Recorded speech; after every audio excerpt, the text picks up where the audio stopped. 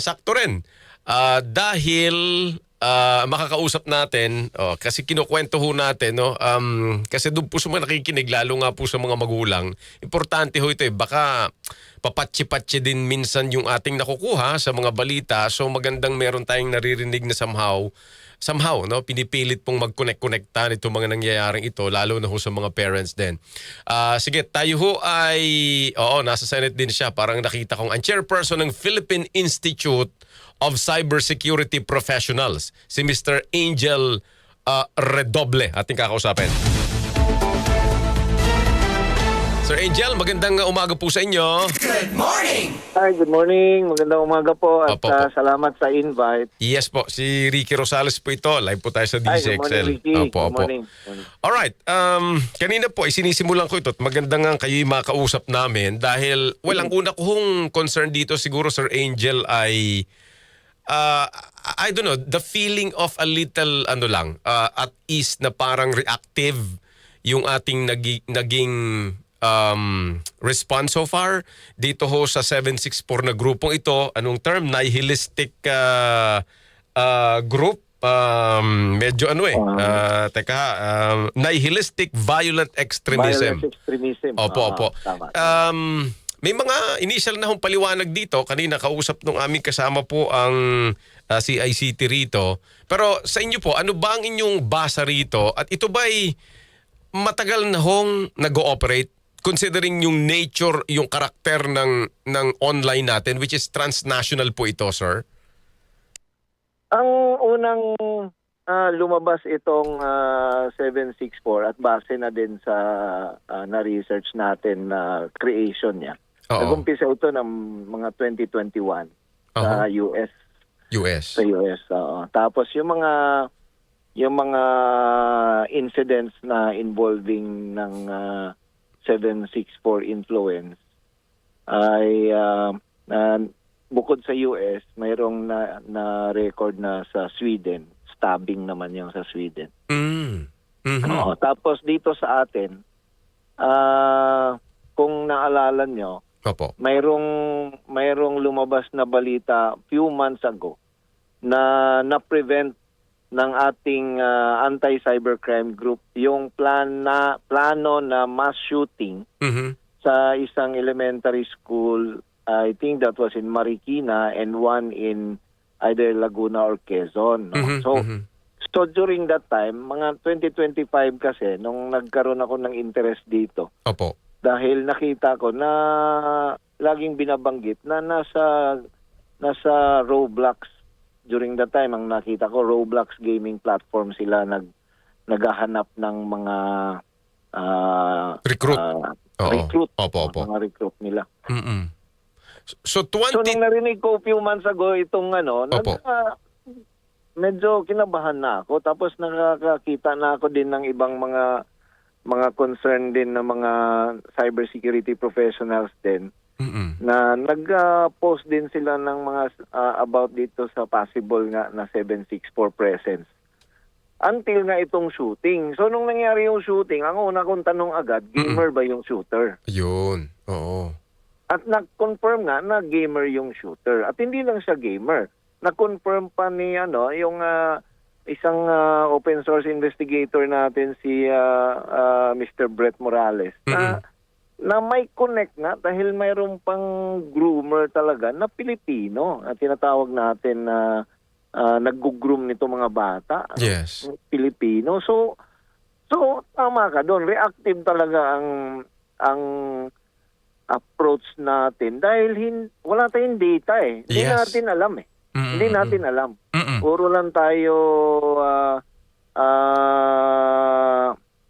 haka-haka o speculation. At Ngayon. to say nga, Oo. mayroong namatay Ayun. at ito pa ang nag-confirm. Ay, oo. Very napakasad talaga. Totoo po yun. Kasi ang akin naman po, sa tagal ko na rin sa media, sir, at saka guro no, na nagmi-media information literacy since 2016, parang ang initial na pumasok sa isip ko, sana kahit wala pang, alam niyo po yun, kahit wala pang yung nangyaring insidente, ito po ay naging usapin na.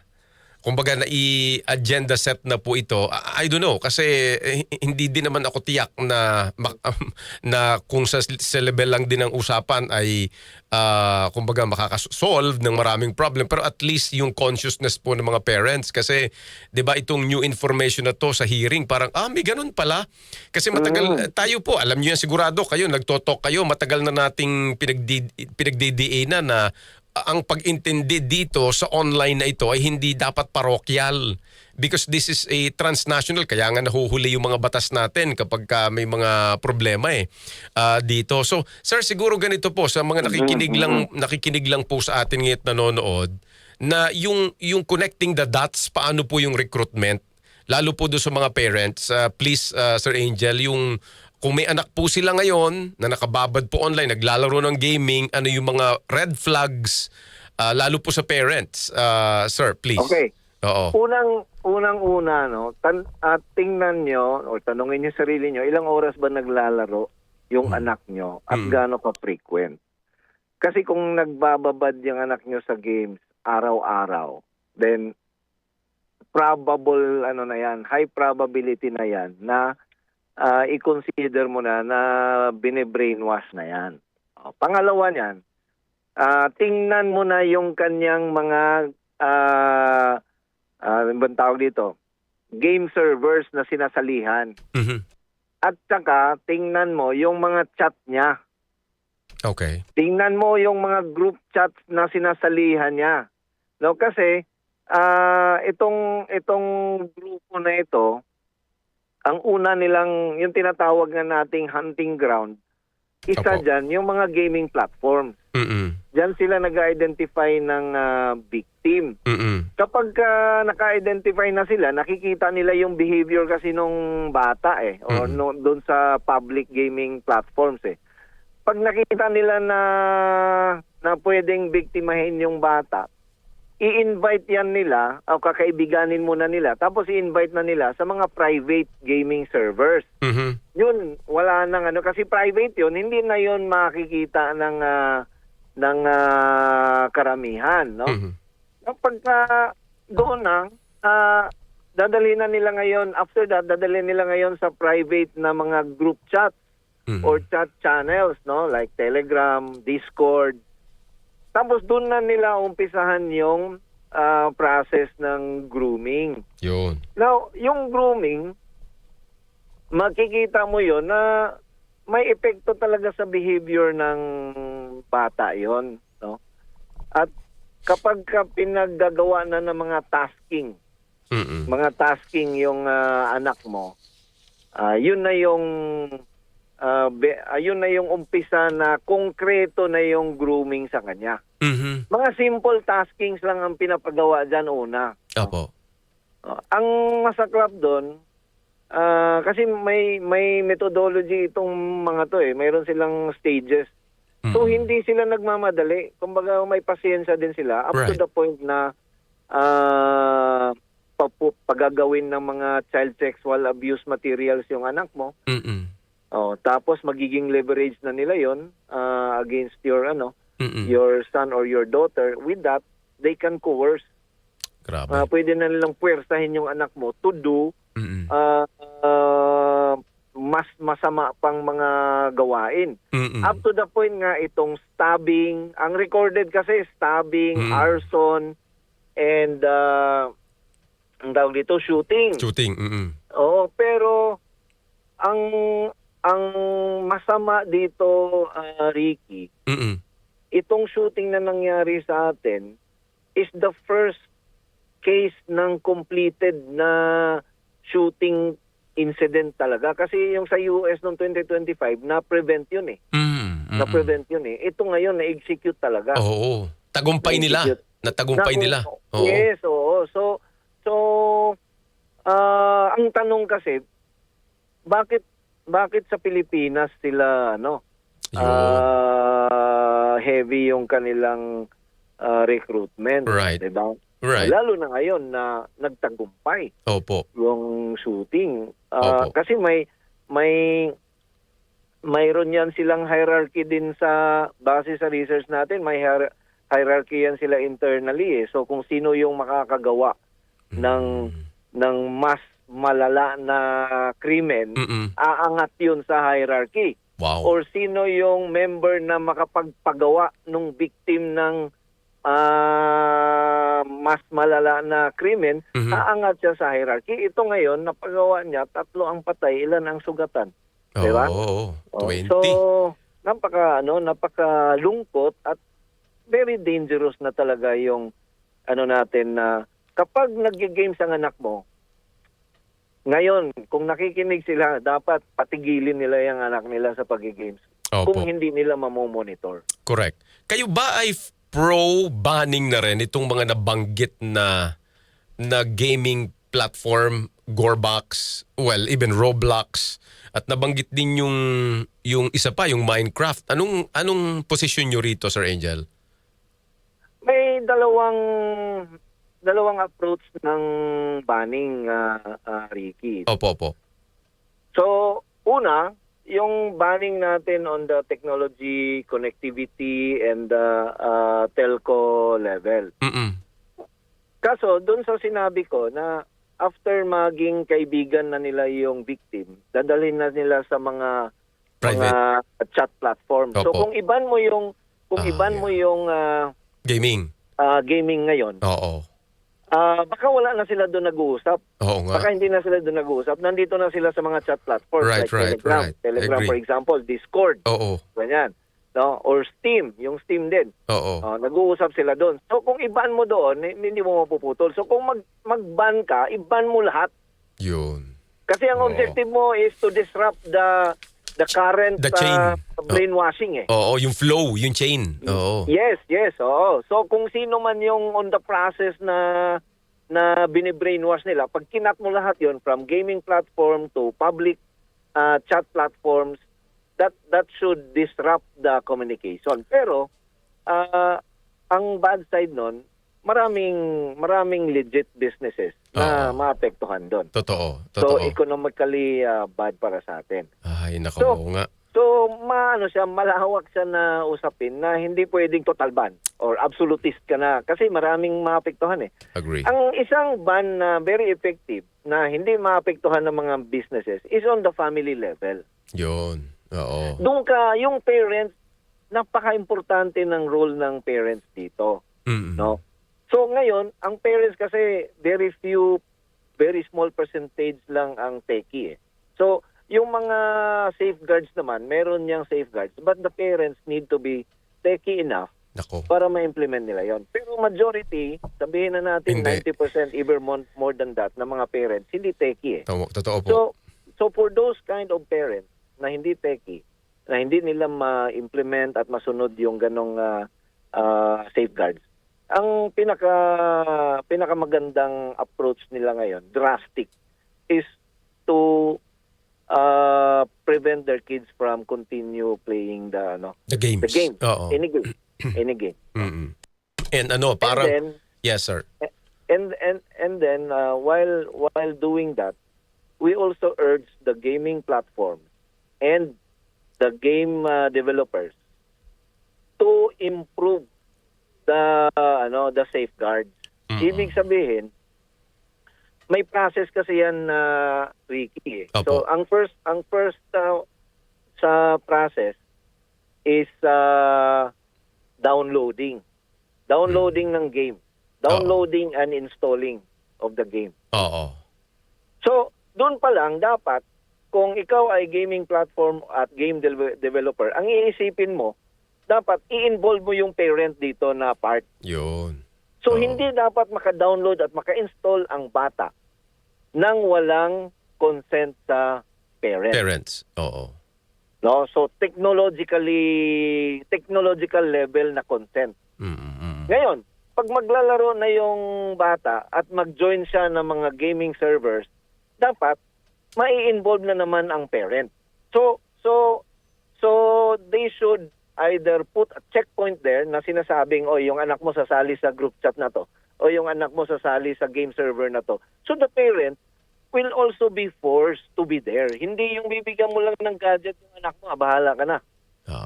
Tama. Diba? So malawak siya, Ricky. Unfortunately ngayon, hindi natin alam kung ilan ang gamers na under currently being brainwashed.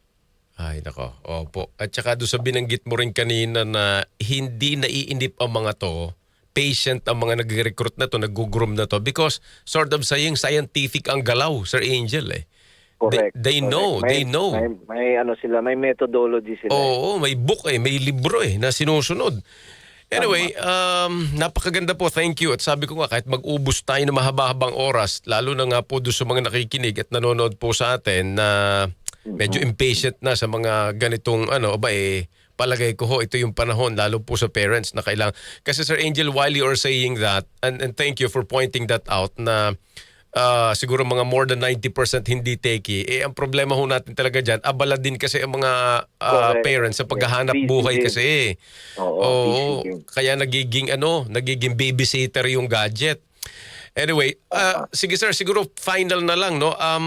So kung all of this, sa lahat pong ito, ano yung para nakikita ninyong dapat unang-una nating maging priority? Nabanggit nyo na yung sa parents, no? No question about that. Lahat ng grupo yung po sinasabi. But on the side of the state, ng government, ano ho kaya yung magandang unang hakbang ngayon, given all of this, sir?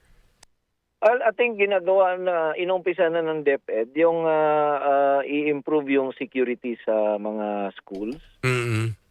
Kasi kailangan mag-isip na tayo na, mag-anticipate na tayo na mangyayari na naman itong shooting or stabbing, no? Oo.